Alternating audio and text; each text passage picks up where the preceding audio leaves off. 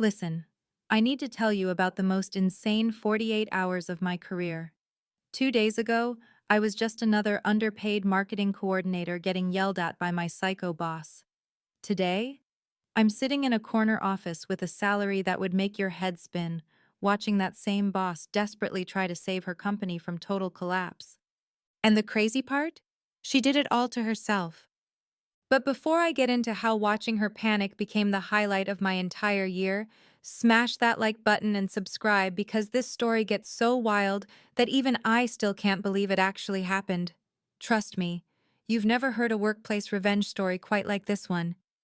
8 months ago, I landed what I thought was my dream job at Meridian Digital Solutions. Marketing coordinator, decent pay, room for growth. The job posting made it sound like a creative paradise where innovative campaigns were born.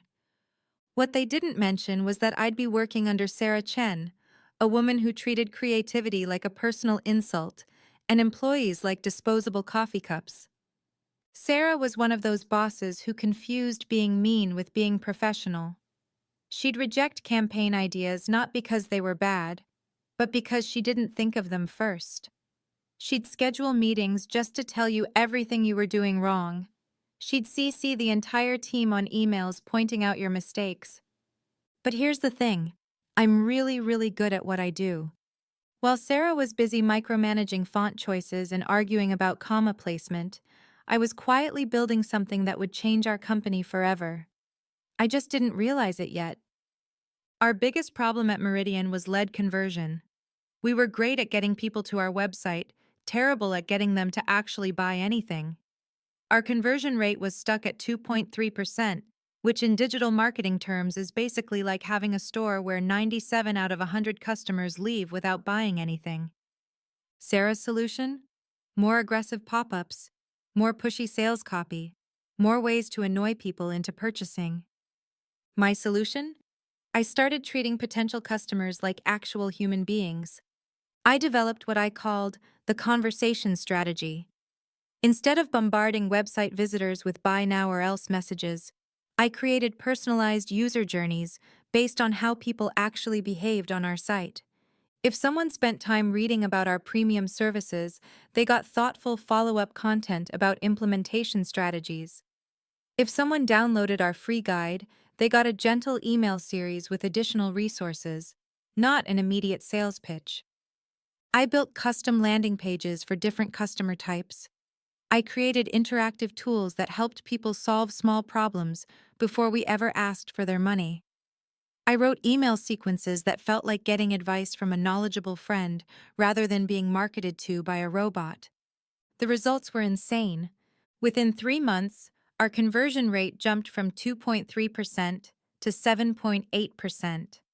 Our average customer value increased by 340%.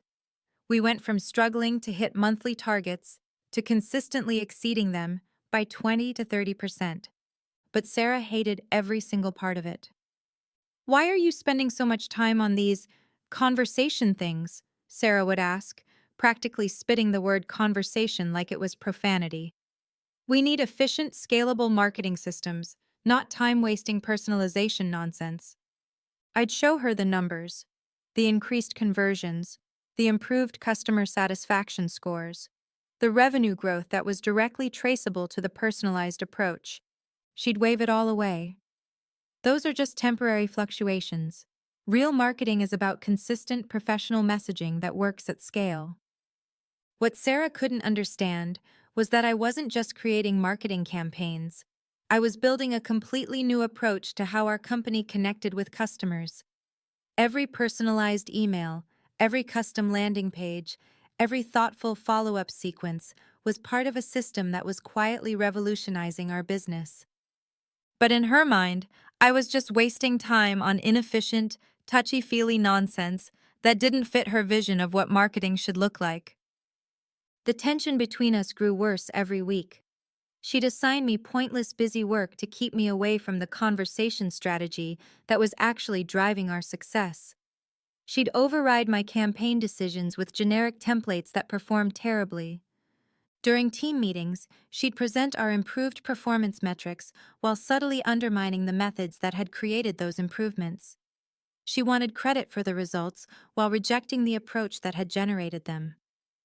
3 months ago, Sarah assigned me to create a comprehensive documentation of all our marketing processes.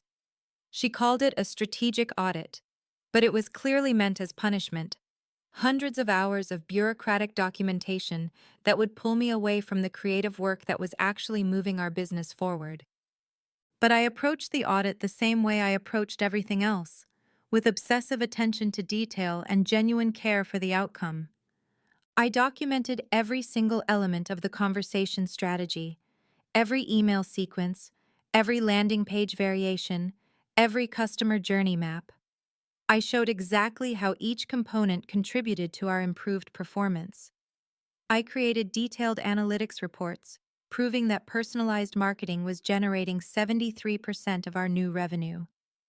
The finished audit was 127 pages of bulletproof evidence that treating customers like individuals instead of statistics was the single most important factor in our company's recent success. I was incredibly proud of that document. It represented not just months of work, but months of breakthrough thinking that had transformed our entire business approach, which made what happened next absolutely devastating. Last Friday, Sarah called an all-hands marketing meeting. She announced that we needed to realign our strategic priorities and that my audit would serve as a case study for the discussion. I assumed she was finally ready to acknowledge that the conversation strategy was driving our success. Instead, she pulled up my audit files on the main conference screen and began systematically tearing apart every innovation, every personalized approach, every customer-focused strategy as evidence of unfocused, inefficient marketing practices.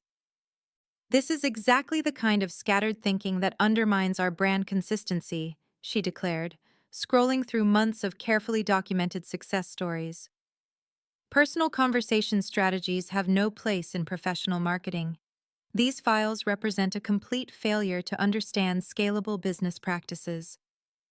I felt my face burning as 12 colleagues watched her destroy work that had literally doubled our revenue. She was presenting the most successful project in our company's history as a cautionary tale about what not to do. But then she did something that crossed a line I never imagined she would cross. She moved her cursor to the master folder containing my entire audit database. Every strategy document, every performance analysis, every piece of documentation that proved how the conversation approach had revolutionized our business. "This whole approach is garbage," she announced, her finger hovering over the delete button. "Starting Monday, we're returning to professional, scalable marketing practices that actually work." And then she clicked delete. I watched 3 months of breakthrough work disappear from the screen. 127 pages of documented innovation that had generated over $800,000 in additional revenue, gone in one vindictive moment. The conference room was completely silent as everyone processed what had just happened. Sarah turned away from the screen with this satisfied smile, clearly expecting me to accept the humiliation and start rebuilding my work according to her preferred methods. But she had made one crucial mistake. While she was deleting my documentation, she hadn't deleted the actual systems I had built. The email sequences were still running. The landing pages were still being converted. The personalized customer journeys were still generating revenue. And apparently, some very important people had been watching our success more carefully than anyone realized. My phone started buzzing before Sarah had finished explaining her new professional marketing standards. The caller ID showed a number I didn't recognize, but something made me step out of the conference room to answer. "Is this Alex?" said a voice I didn't recognize. "This is Marcus Webb from Pinnacle Growth Partners. We've been following your work at Meridian, and we need to talk." My hands were still shaking from watching my work get deleted in front of everyone. "We've been tracking your conversion strategy improvements," Marcus continued, "and we know exactly who's responsible for the innovation that's been driving your company's growth. We want to offer you a position as our Director of Customer Experience Strategy. The conversation that followed was like something out of a dream. Pinnacle Growth Partners had been monitoring our industry performance metrics, and they knew that our sudden improvement in conversion rates and customer satisfaction wasn't random. They had identified the conversation strategy as a breakthrough approach that could revolutionize how companies connect with their customers. We're prepared to offer you $180,000 annually, plus equity participation and complete autonomy over strategy development, Marcus said. We believe personalized customer experiences are the future of marketing, and we want you to build that future with us. $180,000, nearly triple my current salary, working for people who valued exactly what Sarah considered inefficient garbage. But the most beautiful part of their offer wasn't the money. We know you can't bring proprietary systems from Meridian, Marcus continued, but we also know that innovative thinking and customer-focused strategies belong to the person who creates them. If you join us and develop new approaches that happen to be more effective than your previous company's methods, that's simply the natural result of better strategic thinking. I understood immediately what he was suggesting. They weren't asking me to steal anything or violate any agreements. They were simply pointing out that if I left Meridian and built better systems somewhere else, any customers who preferred working with a company that actually understood their needs would be free to make that choice. When I walked back into the conference room, Sarah was still lecturing about the importance of professional marketing standards, while my colleagues stared at their notebooks, clearly uncomfortable with what they had witnessed. She noticed my return and paused her presentation. Do you have questions about our new strategic direction? I looked around the room at people I had worked with for 8 months, then at the blank screen where my audit had been displayed before being destroyed, then back at Sarah's expectant expression. Actually, I said, I have an announcement to make. What happened next was the most satisfying moment of my professional career. I'm resigning from Meridian Digital Solutions, effective immediately, I said, my voice steady despite the adrenaline. I'll be joining Pinnacle Growth Partners as their Director of Customer Experience Strategy. The room went dead silent. Sarah's confident expression shifted to confusion, then to something that looked like panic. You can't just quit in the middle of a meeting, she stammered. There are procedures, notice requirements, transition protocols. Actually, I replied, pulling out my phone to show the offer letter I had just received. My employment contract allows for immediate resignation in cases of hostile work environment or professional misconduct. Having my work publicly deleted and humiliated qualifies on both counts. Our CEO, David Martinez, who had been quietly observing from the back of the room, stepped forward. Perhaps we should discuss this privately before making any hasty decisions. But I was done with private discussions and diplomatic solutions. Sarah had chosen to humiliate me publicly, so she would get to experience the consequences just as publicly. There's nothing to discuss, I said, gathering my personal items. My decision is final. As I walked toward the exit, I could feel 12 pairs of eyes following me. Some of my colleagues looked shocked, others looked impressed, and a few looked like they were questioning their own career choices. Sarah called after me, her voice higher than usual. You're making a huge mistake. Pinnacle is just a startup with no proven track record. You're throwing away job security for some fantasy about conversation strategies being more important than real marketing. I paused at the doorway and looked back at her. I guess we'll see which approach proves more valuable. Within 24 hours, I had started my new position at Pinnacle Growth Partners. Their office was smaller than Meridian's, but filled with energy and excitement about building something revolutionary in the marketing world. More importantly, I was finally working with people who understood that the future of business was built on genuine customer relationships, not on efficient systems that treated people like numbers. But the real validation came in the days that followed, as I watched the consequences of Sarah's decision unfold with perfect precision.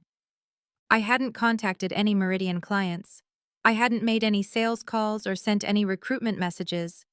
I simply updated my LinkedIn profile and continued being the same person who had spent 8 months building innovative customer experiences. The first email came on Wednesday morning, 3 days after I started at Pinnacle.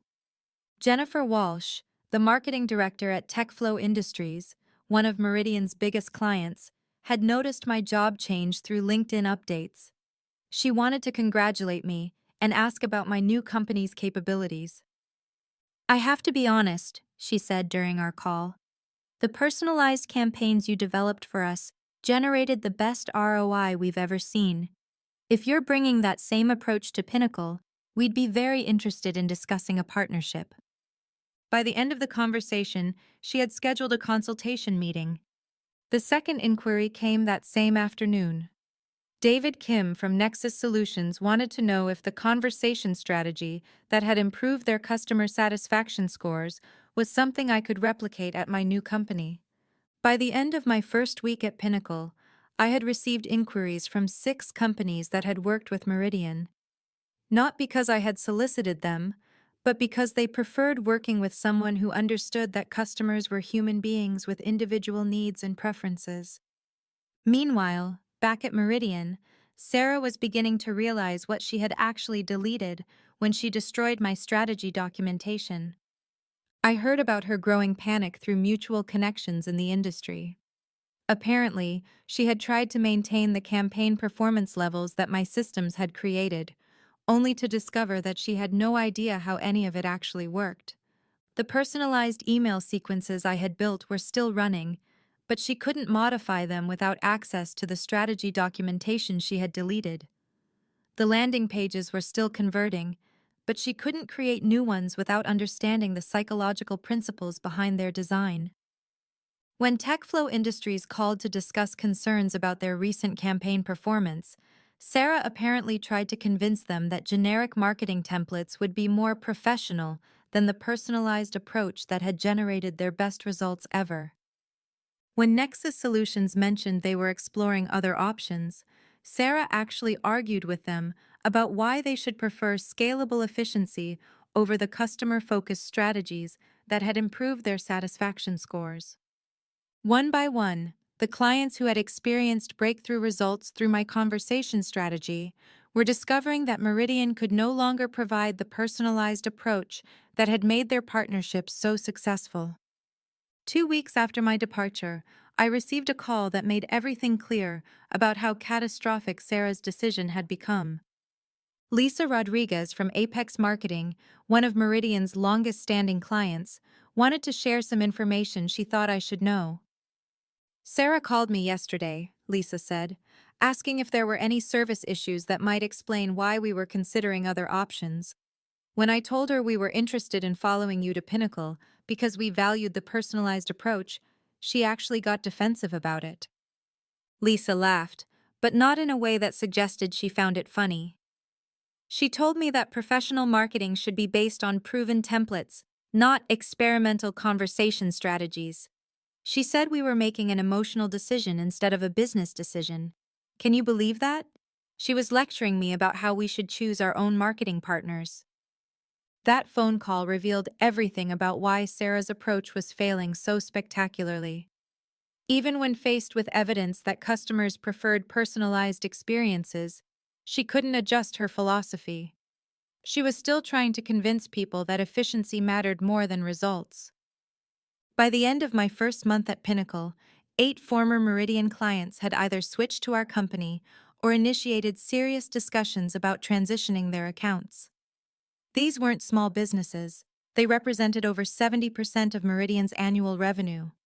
I wasn't actively recruiting them. I was simply available when they reached out, continuing to provide the same innovative, customer-focused strategies that had built our relationships in the first place. Pinnacle was experiencing the fastest growth in company history, while Meridian was facing the worst client retention crisis they had ever seen. The most satisfying part wasn't the professional success or the salary increase, though both were incredible. The most satisfying part was knowing that Sarah had created this entire situation through her stubborn refusal to value what customers actually wanted. She could have supported my innovative approach. She could have learned from the improved performance metrics and customer satisfaction scores. She could have recognized that personalized marketing was generating measurable business results. Instead, she had chosen to publicly humiliate me and delete work that represented hundreds of thousands of dollars in proven success, apparently believing that her efficiency-focused philosophy was more important than actual evidence of what worked. 6 weeks after my departure, I heard through industry networks that David Martinez had called an emergency board meeting to address the client retention crisis. Meridian was facing the possibility of layoffs, office closures, and potentially selling to a larger agency to survive the revenue loss. Sarah, who had been so confident about her professional standards and scalable efficiency, was now scrambling to explain how the company had lost most of its major clients in less than 2 months. According to sources still working there, she had initially tried to blame my departure for the client defections, arguing that I had somehow violated ethical standards or poisoned client relationships. But the timeline didn't support her accusations. Clients weren't leaving immediately after I resigned. They were leaving after experiencing Sarah's new professional marketing standards and discovering they preferred working with people who treated them as individuals rather than account numbers. The board investigation revealed exactly what I could have told them months earlier. Customers choose marketing partners based on results, innovation, and feeling valued, not on how efficiently their campaigns fit into standardized templates. Sarah had spent 8 months dismissing customer-focused strategies as inefficient relationship nonsense, and now she was facing the consequences of that philosophy in the form of client defections that threatened the entire company's survival. 3 months after my departure, I received the call that made this story complete. David Martinez contacted me personally to discuss what he called a potential partnership opportunity. He wanted to know if Pinnacle would be interested in acquiring Meridian's remaining client accounts and possibly hiring some of their staff during what he described as a strategic restructuring process. The company that had considered my conversation strategy inefficient garbage was now hoping to sell their remaining assets to the firm that had been built on exactly the principles Sarah had rejected. During our conversation, David mentioned that they were re-evaluating leadership approaches in their marketing department. Reading between the lines, it was clear that Sarah's position was no longer secure. "I have to ask," he said toward the end of our call, "what would it take to bring you back to Meridian as marketing director? We're prepared to offer significant compensation increases and complete autonomy over strategy development." The irony was incredible. 3 months after watching my work get deleted in front of my colleagues, I was being recruited back to implement exactly the same approach at a much higher salary with complete authority over the department that had rejected my methods. But I had no interest in returning to work for people who had only learned to value innovation after losing millions in revenue. "I appreciate the offer," I told him, "but I'm very happy with my current position." Pinnacle understood the value of customer-focused marketing from day one, rather than having to learn it through crisis. Today, 6 months after leaving Meridian, I've been promoted to senior partner at Pinnacle Growth Partners, with equity participation and responsibility for expanding our customer experience philosophy across multiple service lines. The clients who followed me from Meridian have become the foundation for our most successful year in company history. We're now recognized as industry leaders in personalized marketing strategies, and I'm regularly invited to speak at conferences about the future of customer experience. Meanwhile, Meridian underwent the strategic restructuring that David had mentioned. They laid off 40% of their staff, closed their satellite offices, and ultimately merged with a larger agency that valued efficiency over innovation. Sarah was not retained during the merger. I learned about her departure through LinkedIn updates and industry conversations. According to former colleagues, she had spent her final months at Meridian trying to rebuild client relationships using the same impersonal approach that had caused the crisis in the first place. She apparently never understood that the problem wasn't her technical skills or industry knowledge. The problem was her fundamental belief that marketing should prioritize system efficiency over customer satisfaction. The most elegant revenge is always the kind where your enemy defeats themselves through their own actions, and you simply have to step aside and let their poor decisions create the consequences they deserve. Sarah thought she was deleting inefficient documentation when she destroyed my strategy files. What she actually deleted was the foundation of customer loyalty that had taken months to build and could disappear in a matter of weeks. She had been wrong about what customers valued, wrong about what drove business success, and wrong about the importance of treating people as individuals rather than data points. Her wrongness was revealed not through any scheme I created, but simply through the natural consequences of her own choices. Today, I'm running a customer experience strategy for one of the fastest growing marketing firms in our industry. Our success is built entirely on the principle that Sarah rejected: that business relationships thrive when people feel valued, understood, and genuinely cared for. Every day, I get to work with clients who appreciate having their unique needs understood, their individual challenges addressed, and their business goals supported with genuine personal investment in their success. And every day, I'm reminded that the best revenge against people who undervalue your contributions is simply proving them wrong through your continued success elsewhere. If this story resonated with you, or if you've ever had someone dismiss work that you knew was valuable, I'd love to hear about it in the comments below. Sometimes the best way to process professional betrayal is sharing stories with people who understand what it feels like to have your innovations rejected by people who should know better. And if you enjoyed hearing about how deleting my files became the beginning of Sarah's professional downfall, please like this video and subscribe for more stories about workplace revenge that writes itself when you simply let incompetent managers face the natural consequences of their own terrible judgment. The truth is, you don't need to plot elaborate revenge against people who treat you badly. You just need to be patient enough to let their poor decisions catch up with them while you build something better somewhere else.